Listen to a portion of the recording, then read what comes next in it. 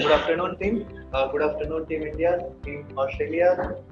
Good morning, team Romania. So today's topic is Agile Leadership. So how many of you have already planned everything in a school only? Can anybody answer? Like what you want to do in schooling, your graduation, then job? Anyone? Okay.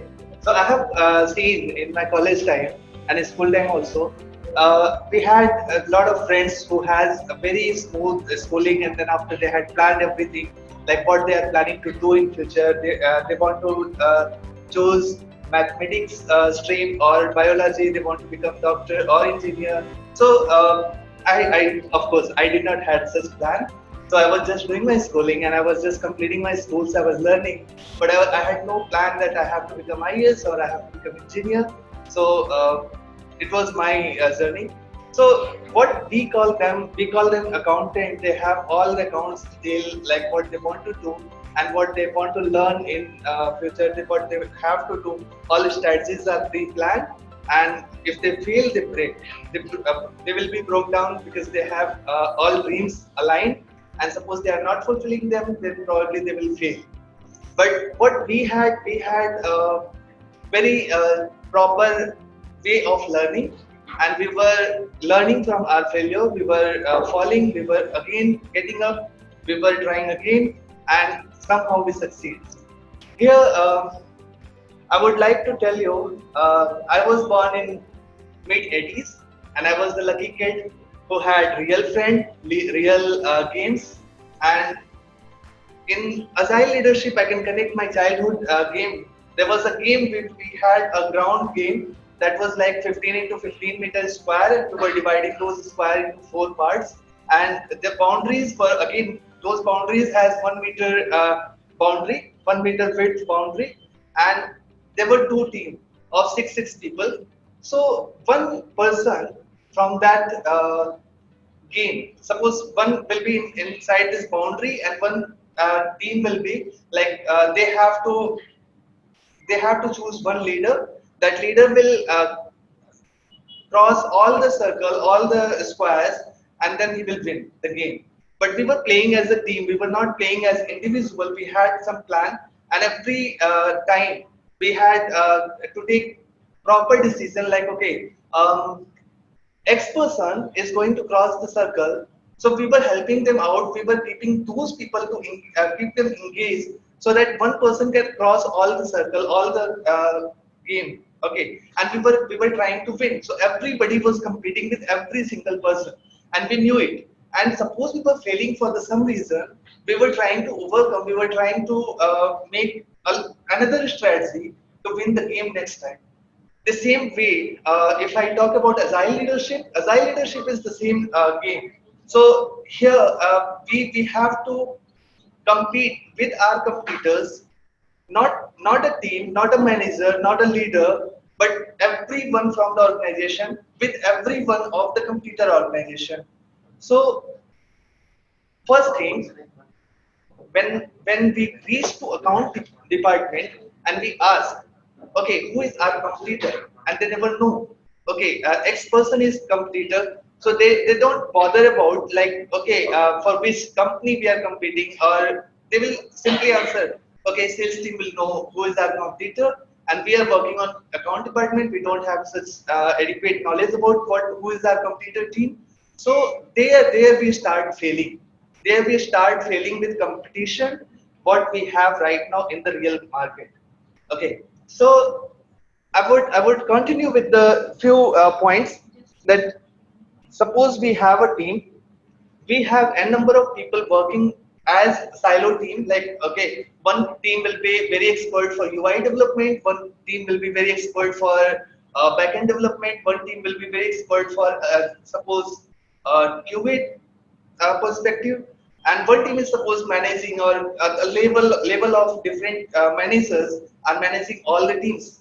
So here what happened, suppose there is one dependency with another team, and another team is working for the some project. Okay, we will have that blocker, we will not move from there, and that hindrance is lacking our productivity. we cannot find better solution, we cannot move faster. So in this area, we have to improve. We have to work as agile, as a cross-functional team, where a team can have all the skill set, who can work on all the things to complete one valuable deliverable.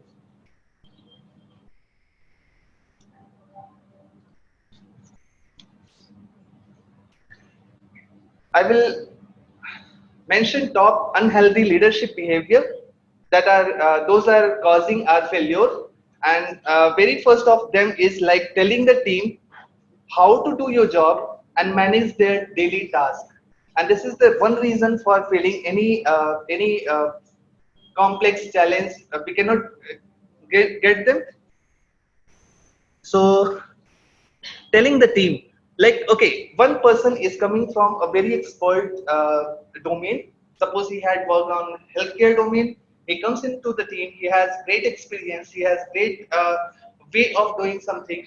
And suppose for solving one problem, he was working very hard, he was trying to solve that problem, and he got a better solution, he got appreciation for that. But it doesn't matter that he will be always correct for all the scenario in healthcare domain.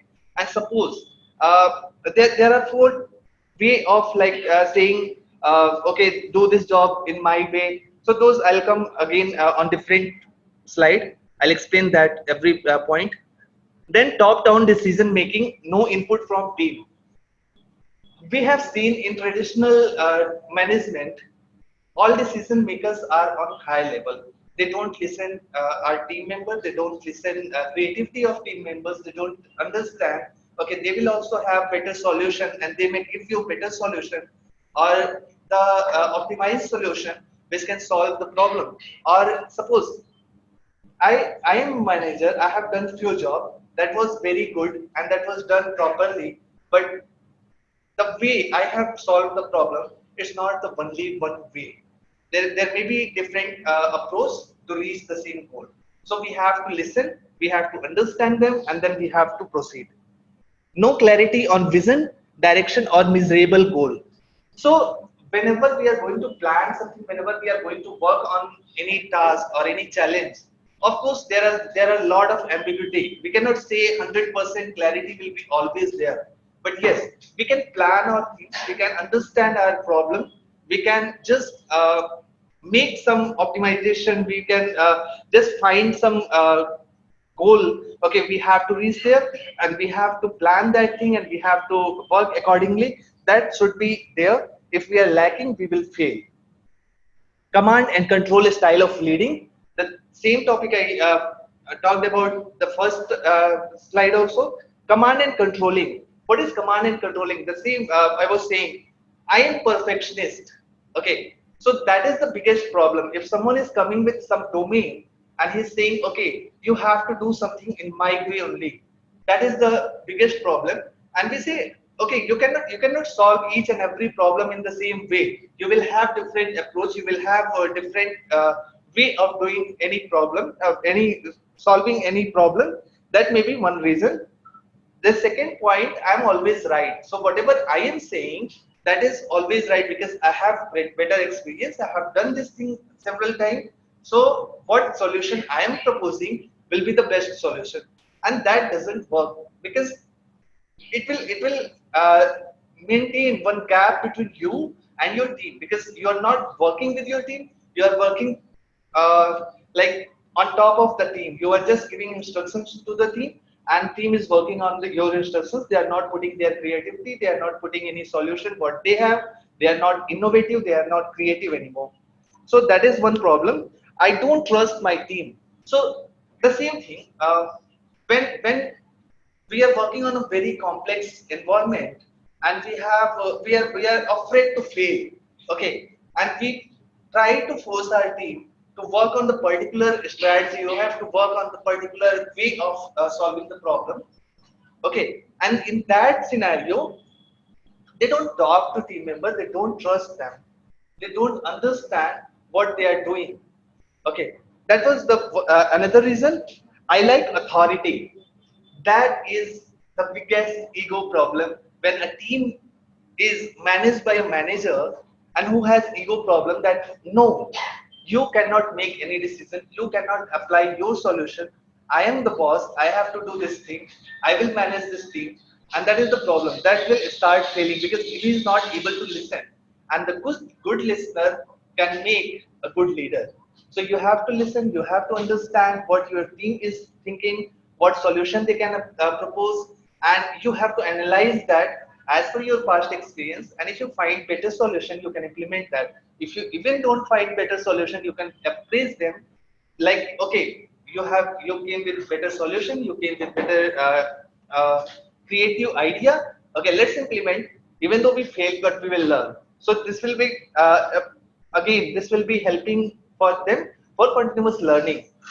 The third is like when manager is self-centric, okay, and he is always thinking about himself only. Okay, if I'm going to work, if my team is going to work, okay, it will create some positive review for me, okay, and if they are getting those goals, if they are achieving those goals, I will get praise, I will get appraisal, I will get such position, or I will get promotion. So those things are going to fail again. The next topic I'm going to discuss here: constantly shuffling the people between priorities or teams. Okay, that is also one very big problem. Like, I have a team, a big team, silo team, I will say. I got someone in my team. I started working with that, and suppose somehow he failed to achieve some goal. Okay, and again I got another person to get into this, start learning, get 80 from that, and start working on that. So it's going to take a lot of time to give 80 and understand the topic, and again starting from very scratch. So it will again cause problem. It will reduce your speed.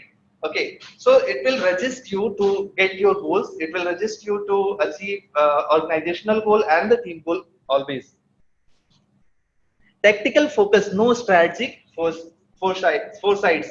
So tactical focus is like when we are coming from a very traditional way of doing something. We had good experience, we learned a lot, okay, and we are planning to do the same thing. We have very long term plan for something. I told you, like uh, in I can say in North India, mid-level families are having the same strategy that I have to take my kid into good school, then he will do either mathematics or bio, then he will take either bachelor in engineering or bachelor in medical science, and then he will proceed with doctor or engineer. So they don't think beyond that. They have pre-planned, and suppose kid is not interested, or his interest is something else, like game or music or anything else, he cannot proceed from there because he will fail. As per their parents, they will understand, okay, my kid has completely failed, he did not achieve what I wanted to do, because they don't want to listen his kid or their kid.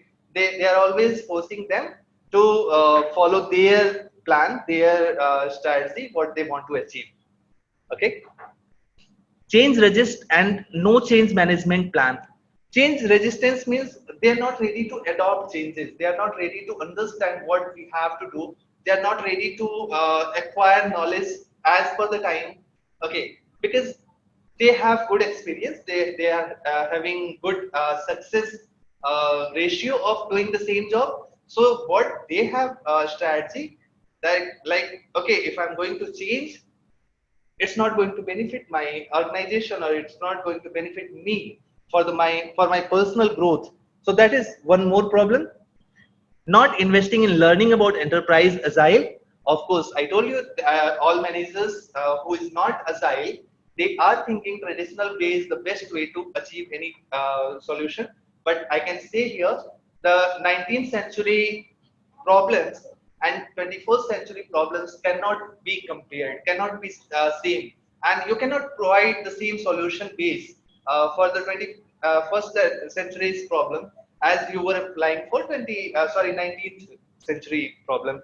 So those things should be adaptable. Managers should have to learn. So this will make them a better leader. Unrealistic deadline and expectation from the team, that is also one problem. When you have better planning, better understanding of what you are doing, okay, and a short-term plan. So even though you are failing, you can get covered, you can work differently to achieve the goal.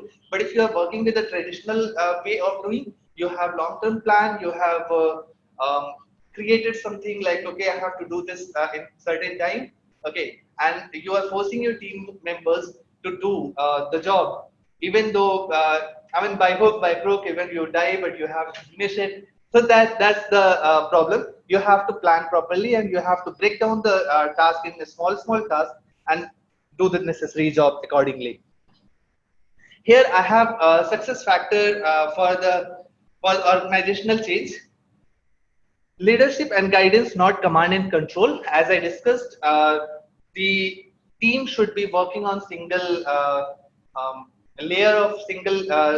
layer of management. One manager who is working for team, who is serving to the team, okay, and who is working very closely to team, talking to them, understand the problem, pass the all information what you have, listen to them what they have, and find out the best solution what we can implement to achieve the organizational goal or the short term goal for the project. Alignment across the organization instead of the pursuit of local optimization effort or personal agendas. Of course, alignment across the organizational level, all things should be, everybody should, I told you in my first story only, when we were playing game, we were thinking about winning the game. We were not thinking who will be leader, who will be crossing all the circle, and who is coming first, okay, and we everybody was competing with every single person. Here you have to make leaders, you have to encourage your team member to understand the problem, to fight back for that, and do whatever you can do to achieve the goal. Not like you are having personal agenda with someone, and you are not giving proper task, or you are not listening him, or you are not going to implement his ideas because you are thinking this guy can rip off my head. Okay, so those strategies should not be there. So you have to listen, you should listen, you should understand the team creativity, and if they have better solution, go for that, understand them and implement them. That will help organization also. When we acknowledge the management participant of the 19th century are unsuited to solve complex problem of 21st century. Of course, all solution cannot work for all problems. So might be one solution for one problem can work for several, but I cannot assure that it will work everywhere the same way. Probably there will be different challenge for environment, for hardware level, for any. I mean, I'm sorry if I'm targeting only software industry, but yes, it may be different environment for any type of business. Suppose you are working for sales. Suppose you did a very good job for the sales in 19th or 20th century, following the same strategy. But maybe because market has changed, people's mindset have been changed, and it's not necessary every time what you are thinking or what the way you are thinking to achieve the goal will work next time also in 21st century. So you have to be agile. You have to learn a lot of things to understand how big is the problem, how can we achieve them by short term goals, okay, and break this problem into short term goals and achieve one by one. If even though you are failing, you will fail on very short term. So you can have better time lapse to understand the problem and then fix the problem. When manager became servant leader, of course this is the biggest point here.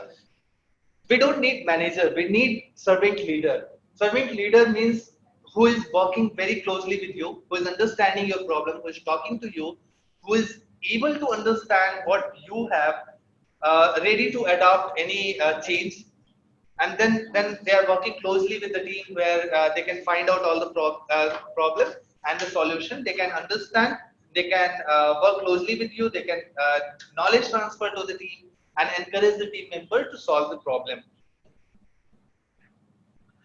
Servant leadership, here I got one definition. A servant leader shares power, put the need of employees first, and help people develop and perform as highly as possible Instead of people working to serve the leader, leader exists to serve the people. Yes, that's what I was saying.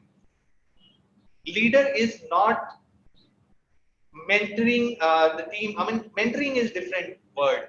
He's not ruling the team. He's not there to just pass command, and he will be responsible to do only those things. And again, I will say one more thing. Leader should not be like that. Also, suppose I have very good experience. I have done some job, and I came into the team. I found the problem. I jumped into the problem. Okay, and I'll fix that so that my team can move out. That's the biggest problem. We don't have to do that. We have to encourage our team to just find out the problem, work, do brainstorming, find out the solution, and try whatever you can try. Don't be afraid of fail. Okay, failure is one part of any business, but there are few things which are not inevitable. So you have to adopt them. You have to learn from that.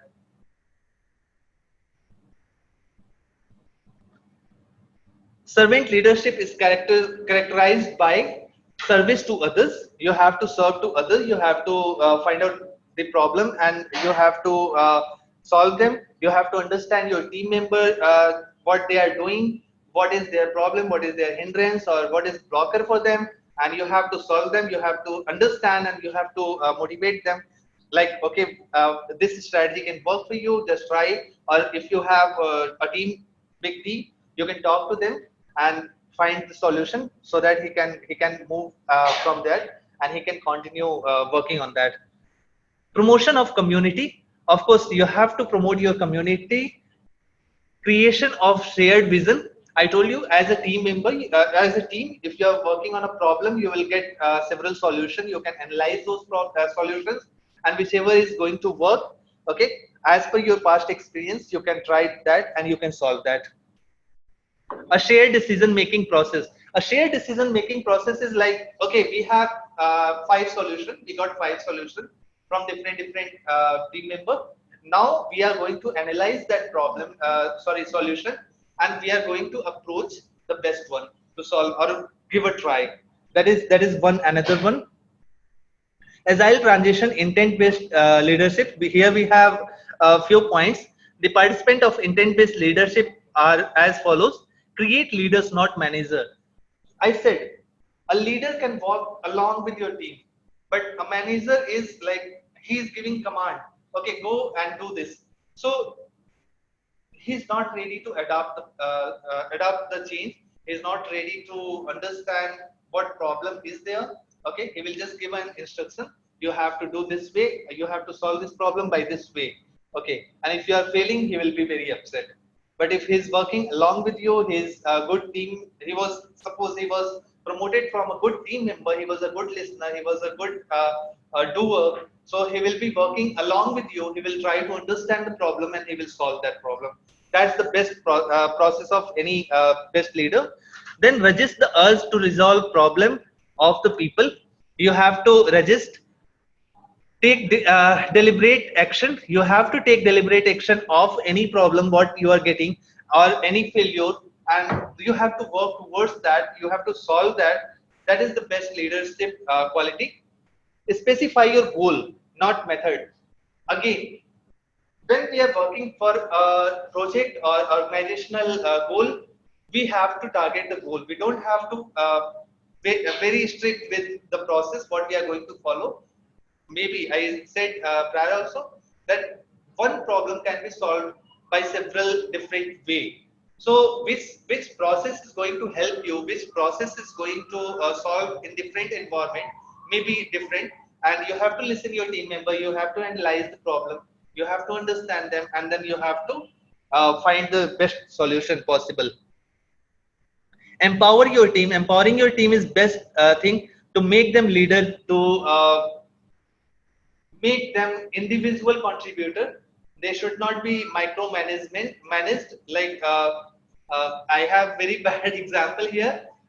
We have seen like people are like monkey dance. They have to micromanage. Okay, what he's doing, how he's doing. So that should not be there. You should make them leader. so that they can strategize what they have to do and they can do better way. Sorry. Yeah. So agile mindset I wanted to discuss here. Complexity and planning. Of course, every problem has different quality of complexity, and we have to plan that to solve that problem. So we have to work very closely on the problem. We have to understand the problem. We have to break them into small problems, and then we have to plan how we are going to solve. As we know, in Agile we have different things. I'm not going to discuss Agile in very detail, but just wanted to tell that we have some problem. We break them into a small problem. We pull them into 2 week or 3 week or whichever sprint you are following for your project, and we solve them accordingly. Self-organization. Self-organization is like making anyone as leader. They can lead themselves. They can work very closely with the team. They can take any challenge proactively and work very closely to solve them. They can fast learn. They can learn from their failure and they can find a better solution. Fostering collaboration, of course, you have a good team. Until they are not collaborating, until they are not working very closely to each other, they are not talking to each other, then it will be a slowdown of your process. Okay. So as I said, silo team and this cross-functional team. Silo team was very specific for the very specific job, and they had very good expertise. But always there is dependency, there is communication gap between silo team, and those things we can get overcome from making cross-functional team. What is cross-functional team? A team where all kind of people are available with different type of expertise, okay, or multiple expertise, so that they can start a job from scratch and they can deliver at the end. So that is the best way of solving any problem and making a good team. Cross functionality team I explained already. Mindset, complexity and planning. Of course, for as being agile leader, there should be a good mindset. You should have very good understanding of the complexity of problem. You can break down those problem into smaller problem, and you have to plan how we are going to solve that. And here I have mentioned few points. To the established set of attitude held by someone, that is not going to work. Here I have mentioned few points which are I'll explain how they are going to help or how they are not going to help in your agile leadership. So whenever someone is coming with established set of mindset and he has different solution he has done for the particular job, and he's just bringing all the experience and he's trying to implement in the current team, probably that won't work. Probably that can work. I'm not saying 100% it won't work, but yes, there are chances that it won't work because you are not giving enough opportunity to your team member to learn. You are not giving enough opportunity to explore the problem to understand the things. Then problem solving in a complex environment cannot be achieved with more planning. Of course, a problem can be very complex, and you can have to break down into a smaller problem. You have to solve them. You don't have to make very long term plan, like okay, for us for a project, suppose I plan everything today only till the delivery date, okay, and suppose that it is failing, it will fail at the end, and you will not have enough time to recover from that. So we have to break down into smaller problem and solve them in every sprint. Different approaches need to be employed when dealing with creative. Of course, we have to listen our team member. We have to understand the problem. We have to solve that by understanding their view, how they want to solve this problem.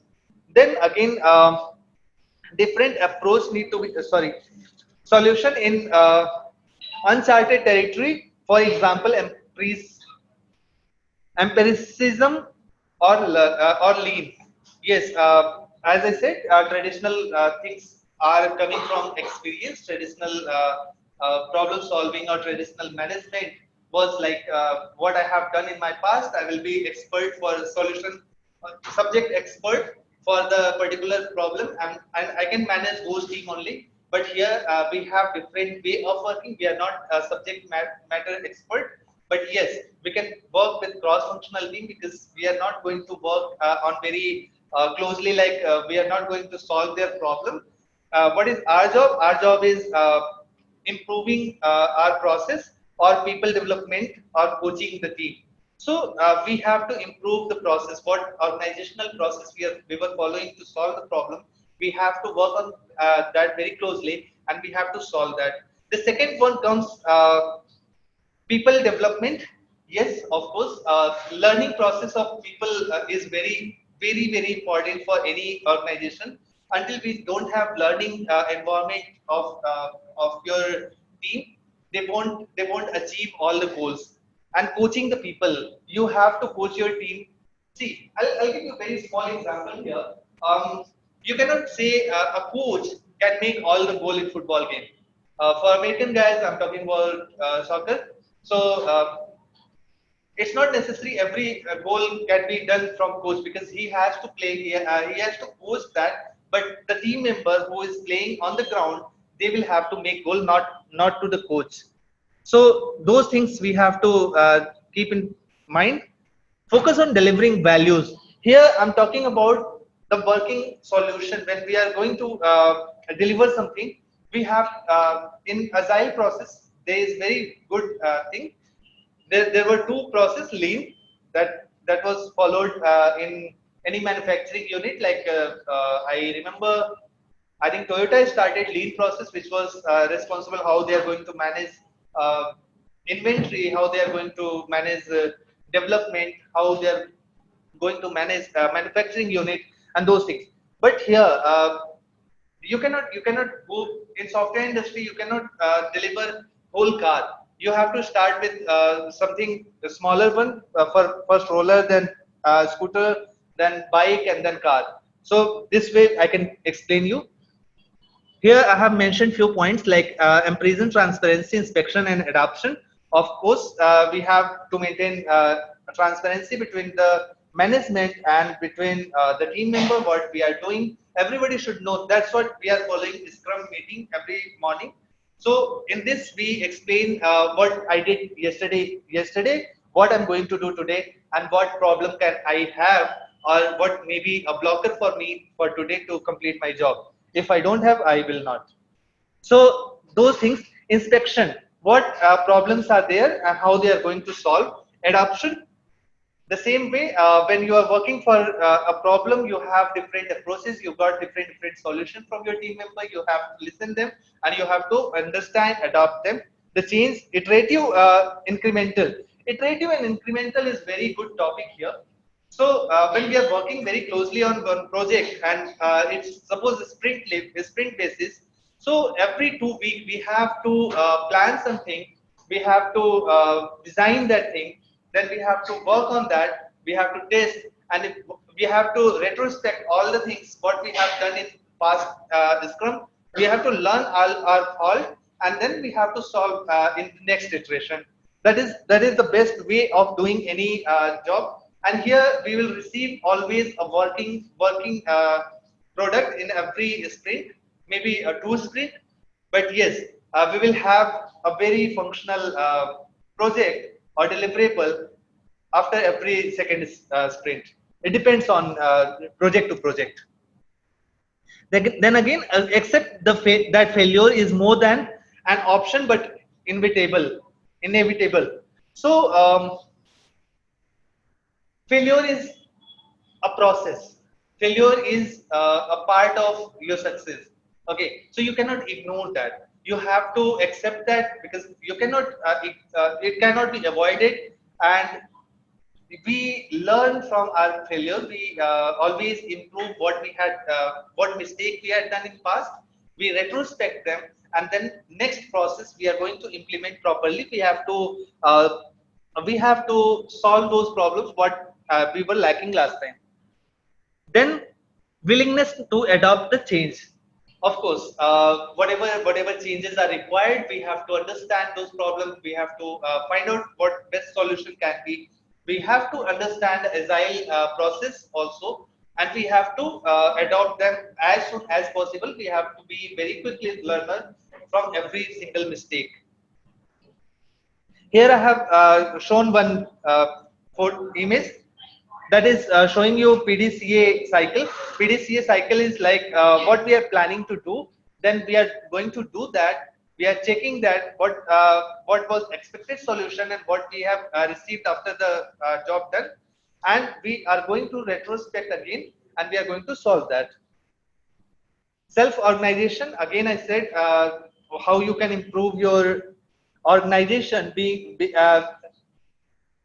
transform your team member as leader, transform your member to act individually, work individually, and perform well. Fostering collaboration, of course, creating psychological safety for an equal speaking opportunity to your team member. So creating psychological safety, when you are not talking to your team member, when you are not understanding what they are going through, so they will feel a little bit insecure in your team, and they are not able to understand what problem we are facing. So we are working very closely to make a leader. Actually, I'm running out of time, so I'll skip few slides. But cross-functional team, I told you what is cross-functional team. Cross-functional team is one team where end-to-end solution they can provide. A team of good understanding from scratch to end delivery, and they can manage everything. If they are finding any problem, they can solve that. Avoidance of local optimization and cornerstone of the path to achieving business agility. Sorry. Creating a learning organization. Of course, we have to create a learning organization which is ready to adopt best solution for the any problem. They can work closely, they can find better solution, and they can fix that. Here, traditional versus agile leadership behavior. I have given few things. I have compared them. Like the traditional was going on predictive long-term planning, and here in the latest agile leadership, we provision of vision, strategy, and direction. We work on those things. Again, the traditional was going on control of work, task assignment, and here we work on fostering self-organization, making a leader, not a manager, maximizing utilization of maximize utilization and capacity. That was the traditional way, and now what we are doing, supporting team by removing what we are impending them. The go-to problem fixer and subordinate. I said, even though I have very good experience, I should not jump into the problem and solve that. Make your team member to understand the problem, solve that problem as soon as possible, and find the better solution what they can do. Here, motivating other by extrinsic incentive, bonuses, title, etc. So these things are going to increase low performance, because I'll give you a very good example. In Indian cricket team, if you are going to pay Shikhar Dhawan and Virat Kohli same salary, okay, Virat Kohli is performing very well and Shikhar Dhawan is out of perform. So if they are both getting same salary, same incentive, same title, probably it will increase more low performance. So we can overcome, we can motivate other by enabling autonomy, mastery, and purpose. So we can make them more enabled, more master to do their job, to make them leader. Here, information follow up the hierarchy. I told you in traditional way of management, we had different level of managers, and number of managers are passing control from X person to Y person. Okay, and it's coming from different approval. We should have a very flat management where a team is working with a leader. A leader is taking decision of anything, and he can solve the problem. So it will be very transparent. Team member can reach immediately to the manager. They can listen them. They can understand problem, and they can find better solution immediately. Here I have a very small slide for the new role of Agile manager. Agile manager can have be few roles. I have mentioned few points here. Be more strategic, less tactical. They will have to plan their job. They have to understand what they are doing exactly, and then they have to plan the smaller things. They don't have to be very tactical, like what process you have to follow, how you have to do the very strict way of solving a problem. They don't have to follow that. Develop and coach people. Of course, I said you have to develop your team member, you have to understand the team, you have to understand the problem, and then you have to motivate them to learn and find out the solution. You have to make them leader, not the manager. Own organization level process improvement. Of course, we have to work very closely to find out what process we were following and how it can be improved. Okay, so I'll give you one example. I forgot the newspaper, where did I read, that was mentioned like this agile process can increase 37% of business profit. That can help you to that will help you to improve your business process, to understand the process properly and solve better problem. Okay, and it will increase more optimization and better solutions. Lead a community of practice. Of course, you have to lead the community, you have to understand the problem, your team members, and then you have to work with them. Foster creativity and innovation. You have to appreciate your team member to come up with better solution, better ideas. Listen to them, understand the solution or ideas, and just start working very closely with them. Then learn the business, enable agility. You have to learn the business. You have, even though you are a subject matter expert, you have to learn the business also, what we are planning to achieve, what we are going to do, and then accordingly you have to solve the problem. You don't have to think about how you are going to solve, but yes, of course you have to understand the problem. The last here, new role of agile senior leader. This senior leader I'm targeting for director level, or the project owner, product owner, or you can say CEOs of company. So they also have some responsibility. They also can follow the agile process to solve any problem, and they are also being very close to like leader. But yes, you have to add few more points, like be more strategic, less tactical. Of course, you don't have to plan for very long term, plan for short term goals and get them. Lead the organization through change. Design a lean organization team structure. I'm sorry, really sorry, but here I'm saying design a lean organization. Design a lean organization is of course going to reduce number of managers on the in the company, because we have right now a very large structure of management, and we are getting control from one to another, another to third manager, and it takes a lot of effort to get approval for smaller things. So if we have very flat management, suppose one manager is working with a team, you can work very closely with them. You can understand the problem, you can find the solution immediately, and you can get implemented. So you are saving a lot of time for passing the control from one to another. Again, develop leaders who lead the team. Of course, this is very important point. You don't have to develop again managers who are just listening your control and passing those controls to another level. You have to develop leader who can take decision, who can understand the problem, who can make better decision, and who is ready to take challenges and ready to accept failure, because without failure we cannot learn anything. Apply lean portfolio planning.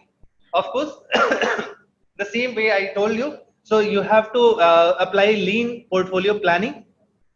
Learn and learn the business, enable agility. You have to understand the business, what you are doing. Suppose you are joining a new company and you are going to work with a company with old employees, everything is older one and older mindset. So you have to get better brains. You have to do brainstorming with them. You have to understand the problem. You have to find better solution, and that is the one way to solve the problem. uh, so I'm going to conclude everything with this. I'm done with my all